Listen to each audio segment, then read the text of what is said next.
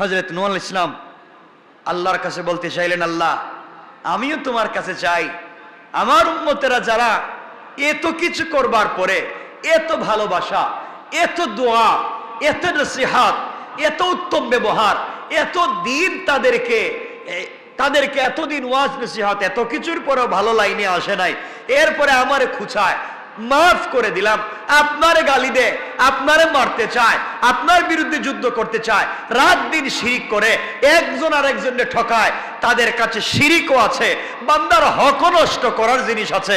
আল্লাহ এই দুই জিনিস দিয়ে তারা ভরে গিয়েছে, এদেরকে তুমি দুনিয়ার জমিনে রেহাই দিবেন? কে দোয়া করছেন?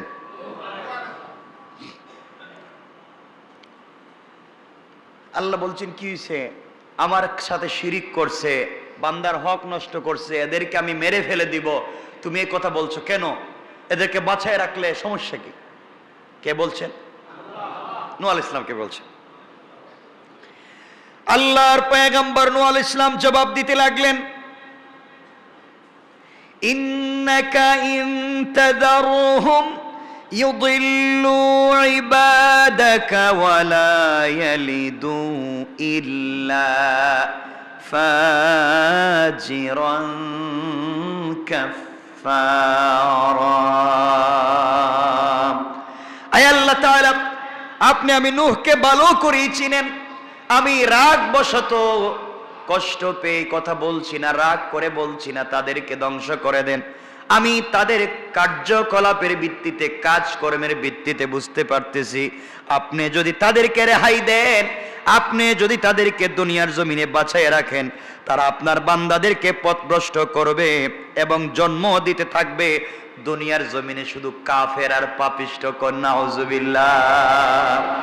আয় আল্লাহ তাআলা, এরা শিরিক করে, এরা বান্দার হক নষ্ট করে, জীবন্ত সন্তানকে পুড়িয়ে মারে, বাবা ছেলের হক মারে, মা মেয়ের হক মারে, ভাই ভাইয়ের হক মারে, নারীরা সব চরিত্রহীন হচ্ছে, পুরুষেরা নির্লজ্জ হয়ে যাচ্ছে। আয় আল্লাহ তাআলা, এই সমাজে এদেরকে বাঁচিয়ে লাভ নাই, এরা আপনার জমিনে থাকে, আপনার দেওয়া জিনিসপত্র খায়, এরপরেও আপনার শুকর আদায় করে না, একমাত্র আপনার ইবাদত করে না। আমি বলছি এদেরকে এই জন্য ধ্বংস করে দেন, এরা বেঁচে থাকলে যারা ভালো মানুষ আছে তাদেরকেও পথভ্রষ্ট করবে, এদেরকেও ধ্বংস করবে, এবং ওরা যাদেরকে দুনিয়ার জমিনে জন্ম দিবে তারা হবে সকলগুলা পাপাচারী। সমাজ পাপাচারে নষ্ট হয়ে যাবে। আপনার সৃষ্টি সমাজ নষ্ট করতে চাই না, এই জন্যই খারাপ লোকগুলাকে ধ্বংস করে দেয়। তাহলে মানুষ যদি খারাপ হয় তাহলে জন্ম দেয় খারাপ। কথা বলে না কেন? এখান থেকে বুঝতে পারলাম নূহ আলাইহিস সালাম আল্লাহর কাছে বলছেন, আল্লাহ এরা তো খারাপ লোক, এরাও জন্ম দিবে খারাপ লোক, তাহলে সমাজে খারাপ লোকের বসবাস বেড়ে যাবে, এই জন্য আপনি এদেরকে ধ্বংস করে দেন। কি করে দেন? এখন আমাদের সমাজে খারাপ লোক নাই, একবারই নাই, খারাপ লোকের অভাব নাই। এই জমিন কেমনে যে আছে একমাত্র আল্লাহ জানেন, কেমনে জমিন টিকিয়ে রেখেছেন একমাত্র আল্লাহ জানেন। সুতরাং আমরা যারা আছি, আমরা আল্লাহর ওয়াস্তে খারাপ কাজ করব না, বলেন না ইনশাআল্লাহ।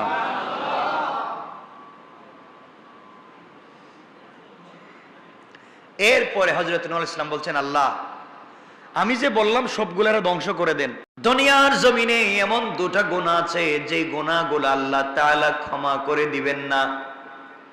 আপনি যত বড় বুজুর্গ হন না কেন, আপনি যত বড় আল্লাহওয়ালা হন না কেন, আপনি যদি দুনিয়ার জমিনে 1000 কোটি টাকা আল্লাহর রাস্তায় দান করে ইন্তেকাল করে থাকেন, মসজিদ মাদ্রাসা বানিয়ে যে থাকেন, 24টা ঘন্টা তাহাজ্জুদে কাটিয়ে দিয়ে থাকেন, হয়তো আল্লাহ তাআলা আপনার কিছুই কবুল করবেন না। দুনিয়ার জমিনে দুটা গুনাহ করা যাবে না। আপনি নামাজ পড়েন নাই, সালাত ঠিক মতো পড়েন নাই, আপনি ঠিক মতো নামাজ পড়েন নাই, ঠিক মতো সালাত করতে পারেন নাই, আল্লাহ তাআলা চাইলে আপনাকে ক্ষমা করে দিতে পারে। আপনি মাগরিবের সালাতে মসজিদে আসতে পারলেন না, আল্লাহ চাইলে আপনাকে ক্ষমা করে দিতে পারে। আপনি চেষ্টা করেছেন ফজরের সালাতে মসজিদে আসবেন, আসতে পারলেন না, আপনি ঠিকমতো সালাত পড়তে পারেন নাই, আল্লাহ তাআলা চাইলেই আপনাকে ক্ষমা করে দিতে পারে। আপনি ঠিকমতো রোজা রাখেন নাই, আল্লাহ তাআলা চাইলে ক্ষমা করে দিতে পারে। আপনি হজ করলেন না, আল্লাহ তাআলা চাইলে ক্ষমা করে দিতে পারে। এক কথায় আল্লাহ তাআলার হক আপনি নষ্ট করেছেন, আল্লাহ তাআলা ক্ষমা করে দিতে পারে। আপনি হয়তো বেখেয়ালে যৌবনের ধাঁধায় পড়ে আপনি জিনা করে ফেলেছেন, আল্লাহ তাআলা আপনাকে ক্ষমা করে দিতে পারে। আপনি এর চাইতে মারাত্মক অপরাধ করে ফেলেছেন, আল্লাহ তাআলা আপনাকে ক্ষমা করে দিতে পারে। আল্লাহ তাআলা বলছেন, দুনিয়ার জমিনে বান্দা যদি আমার হক নষ্ট করে ফেলে আর কোন একটা সময় হাত উঠাইয়া আমার কাছে তওবা করে, এটা আমার বান্দার ব্যাপার আর আমি আল্লাহর ব্যাপার। আমার কাছে তওবা করলে হয়তো ক্ষমা করে দিতে পারি। দুনিয়ায় যদি তওবা না করে, আখিরাতে আমি আল্লাহ চাইলে ক্ষমা করে দিতে পারি, যদি তার ভিতরে ঈমান থাকে।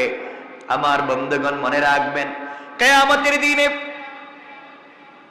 হিসাব নিকাশের পরে জান্নাতীরা যখন জান্নাতে পৌঁছে যাবে, জাহান্নামীরা যখন জাহান্নামে পৌঁছে যাবে, আল্লাহ তাআলা ফেরেশতাদেরকে বারবার ডাক দিয়া বলবেন, জাহান্নামের সরদার মালিক,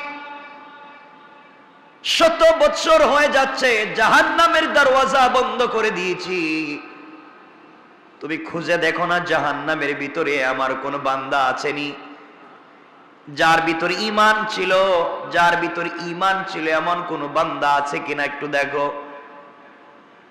ফেরেশতা খুঁজতে থাকবে, জাহান্নামে কোথাও খুঁজে পাবেন আল্লাহ নাই, কাউকে খুঁজে পাচ্ছি না। আল্লাহ তাআলা বলবেন, আবার দেখো। ফেরেশতা খুঁজতে খুঁজতে জাহান্নামের একেবারে নিচে গিয়ে, একেবারে নিচে, যার নিচে আর কিছু না এমন জায়গায় গিয়ে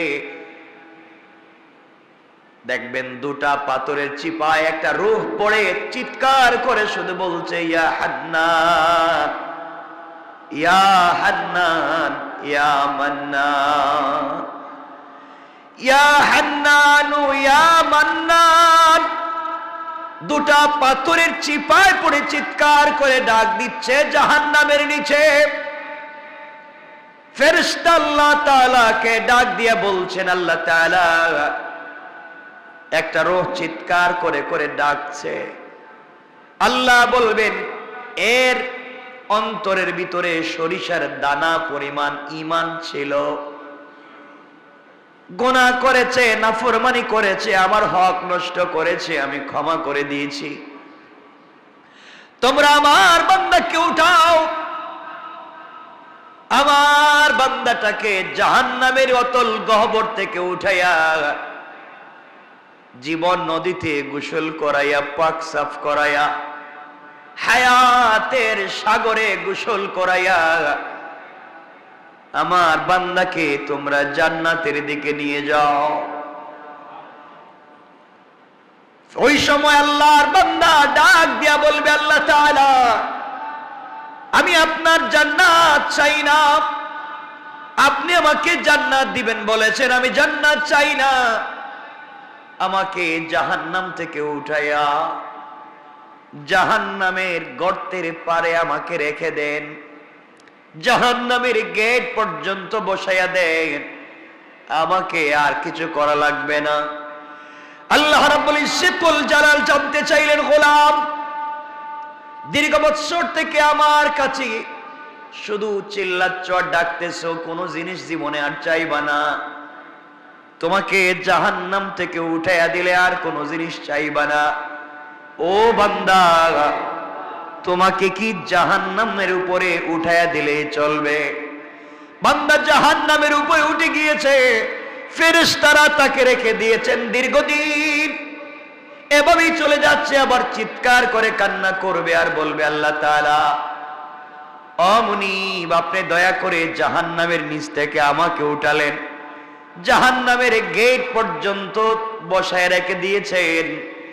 আল্লাহ তাআলা ওখান থেকে জান্নাতের গেট দেখা যায়, জান্নাতের ভিতরে তোমার বান্দারা ঘুরে, আমি দেখতে পাই আল্লাহ তোমার কাছে জীবনে আর কিছুই চাইব না, তুমি কি আমাকে একটু জান্নাতের গেটের কাছাকাছি নিয়ে দিবা, আমাকে তুমি জান্নাতের কাছ পর্যন্ত পৌঁছায়া দাও, আমি ওখানে বসে বসে বসে বসে বাকি সময়টুকুন কাটাইয়া দিতে চাই।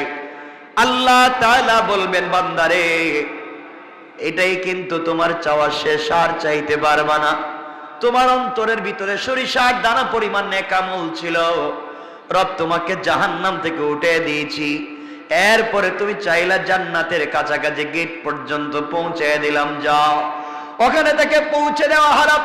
জান্নাতের গেট যখন খুলে দেওয়া হয়, জান্নাতের নিয়ামতের সুবাসগুলা তার বডিতে লাগে। আল্লাহু আকবার বলেন।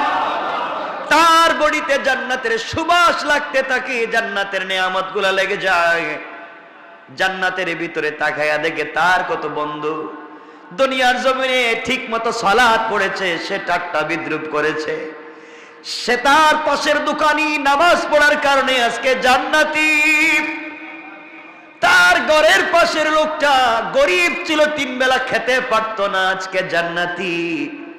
আর তিনি দুনিয়ার জমিনে কোটি টাকার দালানে ঘুমাইছে না, আজকে জাহান্নামী। তাকাইয়া দেখতেছে কত গরিব মানুষ জান্নাতে ঘুরে, তার সহপাঠী কত বিজনেসম্যান জান্নাতে ঘুরে, সে জাহান্নাম থেকে উঠে আসছে, জান্নাতের গেটে বসে বসে কান্দে।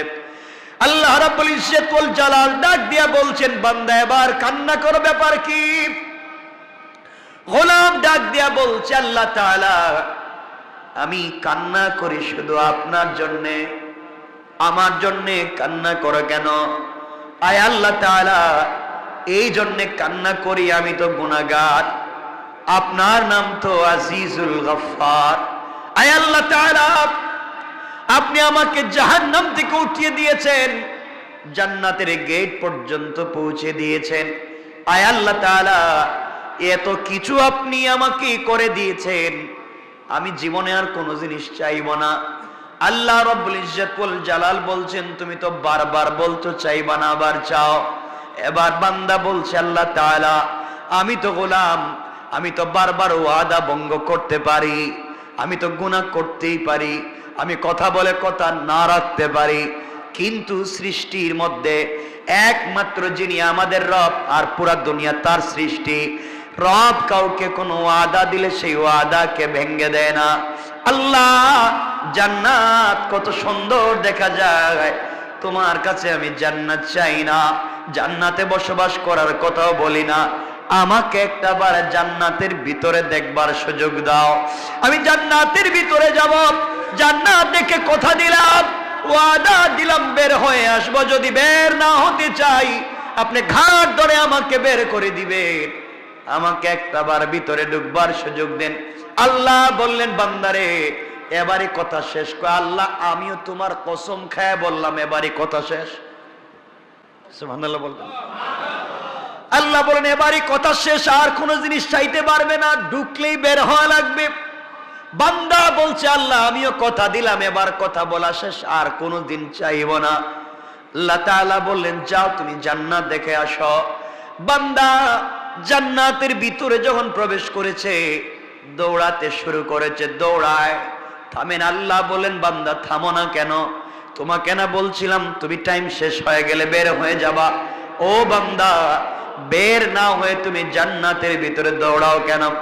এবার বান্দা দাঁড়িয়ে গিয়েছে, আর ডাক দিয়ে বলছে, আল্লাহ আপনার সঙ্গে আমি কিছু কথা বলতে চাই। আল্লাহ বললেন, কি কথা বলতে চাও বলো। আল্লাহ তাআলার কাছে বান্দা বলছে, আল্লাহ আপনার কাছে আমি জানতে চাই, আপনি যদি কাউকে কোনো জিনিস দান করেন তাহলে আপনি কি কোনোদিন ফিরিয়ে নিতে পারেন? আপনার কি কোনো জিনিসের কমতি আছে নাকি? আপনি কি এমন আল্লাহ, আপনি কি কাউকে কিছু দিলে ফিরে আনেন? দুনিয়ার মানুষ কিছু দিলে ফিরিয়ে নিতে পারে, খোটা দিতে পারে, আপনি তো এমন আল্লাহ না, কাউকে কোনো জিনিস দিলে ফিরিয়ে নিতে পারেন না। আপনি কোরআনে কারীমের ভিতরে বলেছেন, কাউকে যদি আপনি জান্নাতে প্রবেশ করান আর জীবনে বের করবেন না, আমাকে যেহেতু ঢুকাইয়া দিয়েছেন, আপনি কেমনে আমাকে বের করতে চান? তাহলে তো ওয়াদা ঠিক থাকবে না। আল্লাহ রাব্বুল ইজ্জতুল জালালের রহমতের সাগরে জোশ উঠে গিয়েছে। আল্লাহ বললেন, বান্দা তোমাকে বের করতে চাই না, তুমি বলো কেমন জান্নাত চাও, যেই জান্নাত চোখে দেখা যায় তার চাইতে 10 গুণ বড় জান্নাত তোমাকে দিতে চাই। আমি বুঝাতে চাইলাম, দুনিয়ার জমিনে আপনি যত অন্যায় করেন না, ফরমানি করেন, রব চাইলে ক্ষমা করে দিয়ে জান্নাত দিতে পারে। কিন্তু আল্লাহ বলেছেন, বান্দা 2টা গুনাহ যদি কোনোভাবে করো আমি ক্ষমা করব না। 2 গুনাহ করলে আল্লাহ তাআলা বলেছেন ক্ষমা করবেন না, বাকি সব তিনি ক্ষমা করে দিতে পারেন। 1 নাম্বার গুনাহ হলো বান্দার হক। বান্দার হক যদি আপনি নষ্ট করেন, বান্দাকে যদি আপনি কোনোভাবে কষ্ট দেন, লেনদেন করেন, টাকা পয়সা মেরে খান, জায়গা জমিতে ভুলভাল দলিল করেন, কারো জায়গা ইচ্ছা মতো দখল করেন, মানুষকে কষ্ট দেন, মানুষের রাস্তা বন্ধ করেন, সারাদিন চিন্তায় থাকেন কেমনে মানুষকে কষ্ট দিবেন, সারাদিন পরামর্শ করেন কেমনে অমুককে তমুককে কষ্ট দেওয়া যায়। দুনিয়ার জমিনে কোনোভাবে যদি আপনার কাছ থেকে সরিষার দানা পরিমাণ কোন বনি আদম কষ্ট পায়, আল্লাহ তাআলা বলছেন আমি ক্ষমা করব না। এই বিচার আমার কাছে নাই। সে বদলা যদি নিতে চায়, সে ক্ষমা না করা পর্যন্ত আমি তোমাকে ক্ষমা করব না। ও বান্দা, তুমি যদি 1000 কোটি টাকা দান করো, শত শত মসজিদ বানাইয়া দেও, 1000 বার আমার ঘর তওয়াফ করতে যাও, আর সরিষার দানা পরিমাণ বান্দার হক থাকে, আমি কিন্তু ক্ষমা করতে পারবো না। সুতরাং দুনিয়ার জমিন থেকে জান্নাত পর্যন্ত যেতে হলে 1 নম্বরে বান্দার হক থেকে নিজেকে বাঁচিয়ে রাখতে হবে। কথা বলেন, কথা বলেন না কেন? বান্দার হক নষ্ট করা যাবে না, বান্দাকে কোনোভাবে কষ্ট দেওয়া যাবে না, মানুষকে কোনোভাবে কষ্ট দেওয়া যাবে না, টাকা খায়া গ্রামের বিচার করা যাবে না, জায়গা জমি দখল করা যাবে না, ভাই বোনকে ঠকানো যাবে না, মা বাপকে ঠকানো যাবে না, স্ত্রী সন্তানকে ঠকানো যাবে না, আত্মীয় স্বজনকে ঠকানো যাবে না। যার যে হক আছে হক আপনি পৌঁছে দিবেন। কারো উপকার করতে না পারেন, ক্ষতি করতে যাবেন না, কারণ বান্দা আল্লাহ তাআলা বলে দিয়েছেন, বান্দার যখন হক নষ্ট করা হয়, যে হক নষ্ট করে তার নাম জালেম, যার হক নষ্ট হয় তার নাম মাজলুম। আর আল্লাহ রাব্বুল ইজ্জত ওয়াল জালাল বলে দিয়েছেন, কিয়ামতের দিন কোন জালেমের দিকে আমি তাকাবো না, কোন জালেমের কথাও শুনবো না, আর মাজলুম যে হবে তার হিসাব নিব না, বিনা হিসাবে জান্নাত দিতে চাই। সুবহানাল্লাহ, জোরে বলেন। এই জন্য দুনিয়ার জমিনে চলার পথে আমরা যদি ঠকে যাই, কেউ যদি আমাদেরকে কষ্ট দিয়ে থাকে, আমাদের হক নষ্ট করে থাকে, আমাদের জায়গা জমি দখল করে থাকে, আমাদের টাকা পয়সা মেরে খেয়ে থাকে, আমাদেরকে কষ্ট দিয়ে থাকে, সুযোগ থাকলে ক্ষমা করে দিবেন, হয়তো আল্লাহ আপনাকে বড় করে দিবেন। কিয়ামতের দিন হয়তো আপনি তাকে ক্ষমা করবেন না। আপনাকে যদি কেউ কষ্ট দেয় আর আপনি যদি মাজলুম হয়ে যান, গভীর রাত্রে হাত উঠে চোখ থেকে পানি ছেড়ে দেন। আল্লাহ রাব্বুল ইজ্জতুল জালাল বলেছেন, কোন জিনিস দিয়া আমার তখতে তৌসকে, আমার আরশে আজিমকে কাঁপানো যায় না, কিন্তু মাজলুমের চোখ থেকে 1 ফোঁটা পানি পড়ে গেলে আমার পুরো আরশ যেন কেঁপে যায়। এই জন্য 1 নম্বর, কোনোভাবে কোনো কৌশলে কোনোভাবে বান্দার হক নষ্ট করা যাবে না। যার যত হক আছে, যার যত প্রাপ্য আছে তাকে পৌঁছে দেওয়া লাগবে ইনশাআল্লাহ। সবাই বললেন না? যার যে প্রাপ্য আছে পৌঁছে দিবেন, হক নষ্ট করবেন না। আপনি বড় মানুষ, আপনি এলাকার বড় মানুষ, আপনি বাড়ির বড় ভাই, আপনি জায়গা জমি নিজের নামে নামজারি করালেন, প্রিন্ট করালেন, দলিল করলেন, বুয়া বানালেন, আপনি জায়গা জমি দখল করলেন, সব বাড়িতে থাকবে, সব দুনিয়ায় থাকবে, আপনাকে কিয়ামতের দিন হিসাব দেওয়া লাগবে। এই জন্য এগুলা সব ভুলে যান, মানুষকে কষ্ট দেওয়া যাবে না। আজকাল গ্রামগঞ্জে দেখবেন মানুষকে, বা ঢাকা শহরেও দেখবেন মানুষকে যারা কষ্ট দেয়, মানুষের হক যারা মেরে খায়, ইন্তেকালের সময় কিন্তু তাদের বহুত কষ্ট হয়। কথা বলো, এটা বহুত কষ্ট। মানুষের হক নষ্ট করলে মরার সময় কষ্ট হবে। তাহলে 1 নাম্বার, বান্দার হক নষ্ট করা যাবে, বলেন না যাবে। 2 নাম্বার, শিরিক করা যাবে না। আল্লাহ রাব্বুল ইজ্জত ওয়াল জালাল বলেছেন, ইন্নাহু মাইয়ুশরিক বিল্লাহ ফাকাদ হারামাল্লাহু আলাইহিল জান্নাহ ওয়া মাওয়াহুন নার। আল্লাহ রাব্বুল ইজ্জত ওয়াল জালাল বলে দিয়েছেন, যারা আমি আল্লাহর সঙ্গে শরীক করলো, হারামাল্লাহু আলাইহিল জান্নাহ, তার জন্য জান্নাত একেবারে হারাম। ওয়া মাওয়াহুন নার, তার অরিজিনাল ঠিকানা জাহান্নাম। ওয়া মা লিয-যালিমিনা মিন আনসার, কিয়ামতের দিনে কেউ তাকে সাহায্য করতে পারবে না। তাহলে বোঝা গেল শিরিক করলে অরিজিনাল ঠিকানা জাহান্নাম, পাবলিকের হক মেরে খাইলে অরিজিনাল ঠিকানা বলেন কেউ মাফ দিবে? কেউ মাফ করাবে? আল্লাহ মাফ দিবেন? শিরিক মাফ হবে না। মানুষের হক মাফ হবে, মাফ করাতে চাইলে দুনিয়ায় মৃত্যুর আগে যার হক নষ্ট করছেন তার হক তাকে পৌঁছে দেন। আপনারা মনে করছেন আস্তাগফিরুল্লাহ আস্তাগফিরুল্লাহ আস্তাগফিরুল্লাহ, এটার নাম মনে হয় তওবা। এটা তো ভুয়া জিনিস। পাবলিক রে মাইরা খাইয়া সারাদিন আস্তাগফিরুল্লাহ বলে কোনো সওয়াব নাই। পাবলিক রে ঠকাইয়া রাত দিন আস্তাগফিরুল্লাহ বলার মধ্যে কোনো সওয়াব, বলেন কোন সওয়াব? তওবা হচ্ছে যার যে হক তার কাছে হক পৌঁছে দেওয়া, এটার নাম তওবা। কথা বুঝতে পেরেছেন? এজন্য যারা কলেজে পড়েন, ইউনিভার্সিটিতে পড়েন, আপনি ইউনিভার্সিটির কাছাকাছি কত ক্যান্টিন আছে, আপনি কত সিঙ্গারা সমোসা খাইছেন, কত রং চা খাইছেন। আঙ্কেল বিল দিমুনে, এই যে দিমুনে বলছিলেন আর নাই, হয় না এগুলা? আমরাও তো পড়ে আসছি। বিকালে নাস্তার টাইমে চা খাইছেন দিমুনে, আগামী মাসে আব্বা টাকা পাঠাইলে কই? হয়তো আপনি এখান থেকে চলে গিয়েছেন, অন্য জায়গায় চাকরি নিয়েছেন, আপনি সব ভুলে গিয়েছেন। হয় না এগুলা? আপনি এখানে একটা বাসা ভাড়া নিয়েছেন, এক মুদি দোকান থেকে আপনি হয়তো কোনো জিনিস 2, 4, 5, 10, 20 টাকা নিয়েছেন, ভুলে গিয়েছেন। এই যে হক মাফ হওয়ার কোনো সম্ভাবনা নাই, কোনো সম্ভাবনা নাই। ওটা আল্লাহর খাতায় লেখা আছে, কিয়ামতের দিন বাইর করে দিবেন। বলবেন ইকরা কিতাবাকা, পড়ো তোমার এই কিতাব, কাফা বিনাফসিকাল ইয়াওমা আলাইকা হাসিবা।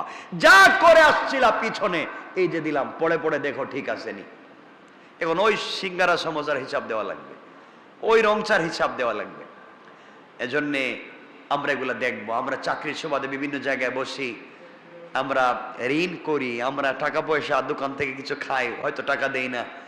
এরপরে দেখবেন রিক্সাওয়ালারে আমরা ভাঙতি দেওয়ার সময়, ভাই এই টাকাটা নেন, 2 টাকা ভাঙতি নাই অন্যদিন। আচ্ছা অন্যদিন কি রিক্সাওয়ালারে পাওয়ার সম্ভাবনা আছে? আপনারা তো বলেনি যে অন্যদিন যদি দিমুনে বাড়াইয়া, বলেন না কথাগুলো অনেকে? অন্যদিন দিবেন বাড়াইয়া, তো অন্যদিন পাইলে না এনে দিবেন। এটা করবেন না। পাবলিকের হক বড় সেনসিটিভ ব্যাপার। কোনো তাহাজ্জুদে কাজ হবে না, কোনো সাজদায় কাজ হবে না, কোনোভাবেই কাজ হবে না। এগুলো মাফ নিতে হয়। এজন্য আল্লাহর ওয়াস্তে আমরা কোনোভাবেই বান্দার হক নষ্ট করব? সবাই বলেন না, নষ্ট করব, শিরিক করব। এই 2টা জিনিস মাথায় রাখবেন। আল্লাহর রাসূল বলছেন, তোমরা আমাকে 2 জিনিসের গ্যারান্টি দাও। এই হাদিসে আল্লাহর রাসূল বলছেন, তোমরা আমাকে 2 জিনিসের গ্যারান্টি দাও। একটা হচ্ছে বান্দার হক মেরে খাবা না, আল্লাহর সঙ্গে শিরিক করবা না, আমি তোমাদেরকে জান্নাতের গ্যারান্টি দিলাম। অন্য হাদিসে বলেছেন, তোমরা তোমাদের মুখকে হেফাজত করো, লজ্জাস্থানের হেফাজত করো, আমি তোমাদেরকে জান্নাতের গ্যারান্টি দিলাম। তে আমরা এখানে শুধু আমি এতটুকুন বলছি, আমরা বান্দার হক নষ্ট করব না, আর কথা বলেন না, শিরিক বুঝেন তো? আল্লাহর সাথে শরীক করা, অংশীদার বানানো, মত মনে করা, আমরা এগুলো করব না। দোকান না খুললে পেট চলবে না, ছেলে বিদেশ থেকে টাকা না পাঠালে আমার চলবে না। ছেলে যখন বিদেশে ছিল না, চলতো না আপনার? কথা বলেন না কেন? দোকান যখন বন্ধ ছিল, চলে নাই আপনার? এই ছোটখাটো কথাও শিরিক হয়ে যায়। মানে রাখবেন, এগুলার থেকেও আমাকে বাঁচতে হবে। শিরিক ফি জাত, শিরিক ফি সিফাত, শিরিক ফিল আমাল, আমলি শিরিক থেকে বাঁচতে হবে, জাতি শিরিক থেকে বাঁচতে হবে, সিফাতে শিরিক থেকে বাঁচতে হবে ইনশাআল্লাহ। কয় জিনিস? আজকের পুরো আলোচনা থেকে আমরা বাঁচবো কয় জিনিস থেকে? এক, বান্দার নষ্ট করা যাবে। দুই, শিরিক করা যাবে। আপনি নামাজ পড়েননি, আল্লাহর কাছে জবাব দিবেন। রোজা রাখেননি, আল্লাহর কাছে জবাব দিবেন। হজ করেননি, আল্লাহর কাছে জবাব দিবেন। আল্লাহ চাইলে ক্ষমা তো করে দিতে পারেন। একজন রোজা রাখে নাই, হজ করে নাই, যাকাত দেয় নাই, কুরবানি করে নাই, কিচ্ছু করে নাই, কিন্তু মরার আগে হয়তো এমন ছোট 1 সেকেন্ডের কোন একটা আমল করছে, আল্লাহর কাছে এটা ভাল লাগছে। এই আমলটুকু আল্লাহর কাছে ভাল লাগছে, আল্লাহ তার জিন্দগির পুরো আমল নামার গুনাহকে মিটাইয়া দিবেন। ইল্লা শিরিক করলে ওটা থাকবে, ওটা মিটবে না। পাবলিকের হক নষ্ট করলে ওটা থাকবে, ওটা মিটবে না। এজন্য আমরা এই দুই জিনিস থেকে নিজেকে বাঁচাবো। সবাই বলেন ইনশাআল্লাহ। আল্লাহ আমাদের কবুল করো, আমিন। হযরত নূহ আলাইহিস সালাম আল্লাহর কাছে বলতে চাইলেন, আল্লাহ আমিও তোমার কাছে চাই, আমার উম্মতেরা যারা এত কিছু করবার পরে এত ভালোবাসা, এত দোয়া, এত নসিহত, এত উত্তম ব্যবহার, এত দিন তাদেরকে এতদিন ওয়াজ নসিহত এত কিছুর পরেও ভালো লাইনে আসে নাই, এরপরে আমারে খুঁচায়, মাফ করে দিলাম, আপনারে গালি দে, আপনারে মারতে চায়, আপনার বিরুদ্ধে যুদ্ধ করতে চায়, রাত দিন শিরিক করে একজন আর একজনকে ঠকায়, তাদের কাছে শিরিকও আছে, বান্দার হক নষ্ট করার জিনিস আছে। আল্লাহ এই দুই জিনিস দিয়ে তারা ভরে গিয়েছে, এদেরকে তুমি দুনিয়ার জমিনে রেহাই দিবেন? কে দোয়া করছেন?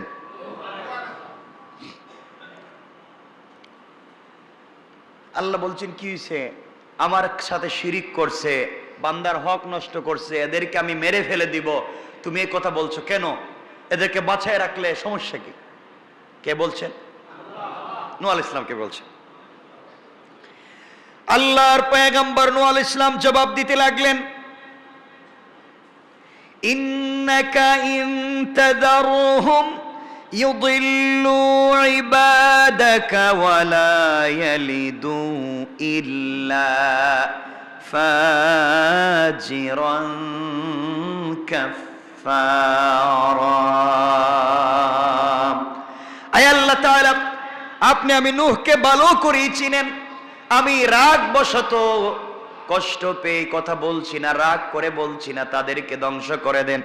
আমি তাদের কার্যকলাপের ভিত্তিতে, কাজকর্মের ভিত্তিতে বুঝতে পারতেছি, আপনি যদি তাদেরকে রেহাই দেন, আপনি যদি তাদেরকে দুনিয়ার জমিনে বাঁচাইয়া রাখেন, তারা আপনার বান্দাদেরকে পথভ্রষ্ট করবে এবং জন্ম দিতে থাকবে দুনিয়ার জমিনে শুধু কাফের আর পাপিষ্ঠ।